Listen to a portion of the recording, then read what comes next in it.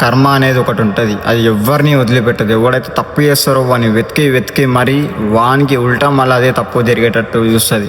అట్లనే మన మంగ్లీ అక్క కూడా మేడిపల్లి స్టార్ పైన కేసు పెట్టి వాడిని చిత్రహింసలు పెట్టి పిఎస్లలో కొట్టిపించింది. వాడైతే పిచ్చి ఏడ్చింది అనమాట.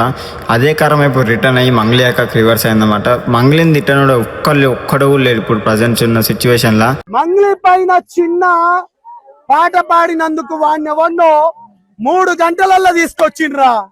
శవాలు లేస్తున్నాయిరా. నా తమ్ముడు చెప్పినట్టు ఇప్పుడు ఏదైతే ఉందో నిన్నటి దాకా 4 అనుకున్నాం, ఇప్పుడు 9 అయింది. ఇంకో 6 నెలల అవి 100 దాటుతాయిరా. మీకేమాత్రం చిత్తశుద్ధి ఉంటే రండి, నిలబడండి. ఎవడెవడైతే జాతి పెద్దలు అనుకొని నాకు ఎవడెవడైతే కాల్ చేసిండ్రో ఈ శవాలను చూసి మాట్లాడండి రా. మంగ్లీ కేసు నడుస్తుంది కదా, స్కామ్ కేసు. దాంట్లో ఒక్కడు కూడా మంగ్లీని తిట్టనోడు లేడు. మేడిపల్లి స్టార్ పై అయితే మంచిగా ఉసురు తాకింది, వాని పాపం తాకింది, వాని కర్మ మొత్తం మాకు రిటర్న్ అయింది. మందిని మోసం చేసి మంది పైసలు తీసుకొని మందిని ముంచి పెద్ద పెద్ద ఇల్లులు కడుతుంది, కోట్ల స్కామ్ చేస్తుంది. సో తెలిసిందే కదా మన మేడిపల్లి స్టార్ అయితే పిచ్చి కొట్టుడు కొట్టిపించింది. మనం మస్తు ఏడ్చింది అనమాట. అప్పుడు అదే కర్మ ఇప్పుడు రిటర్న్ అయ్యి మన మంగ్లీకి చుట్టుకుంది అనమాట. అందుకే కర్మ ఉన్నది ఒకటి ఉంటుంది.